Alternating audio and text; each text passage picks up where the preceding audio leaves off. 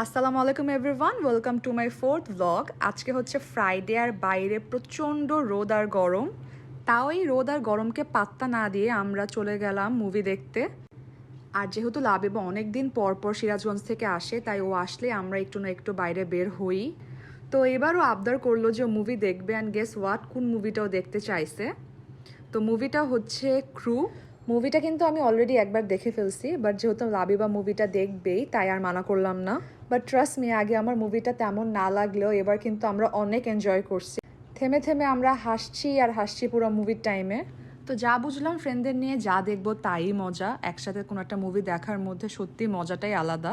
How was the movie, guys? बहुत अच्छा। তো মুভি শেষ হইতে না হইতে আমাদের অনেক ক্ষুধা লেগে গেছে। ওয়াফা একটা সুইট কর্ন নিল, তারপর আমরা দৌড় দিয়ে চলে গেলাম খাওয়ার জন্য। তো আমরা চলে আসলাম দোসা এক্সপ্রেসে। এটা হচ্ছে আবাহনী মাঠের উল্টা পাশে, ম্যানহাটনের সাথের বিল্ডিংটাতেই। খাবারের মধ্যে বাটার চিকেন আর নানটা খুবই মজা ছিল। একটা দোসা নিয়েছিলাম, সেটা অত একটা ভালো লাগে নাই। এর কিছুক্ষণ পর অনি আমাদের সাথে জয়েন করলো। খাওয়া দাওয়া করে আমরা বের হয়ে আসলাম। ওইখান থেকে লাবিবা একটু ইউএসএতে গেল, ওর কিছু কেনা লাগতো, বা সেটাও পায় নাই।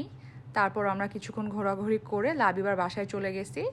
লাবিবার বাসায় কিছুক্ষণ থাকার পর আমি আমার বাসায় আবার চলে আসছি। So that's all for today.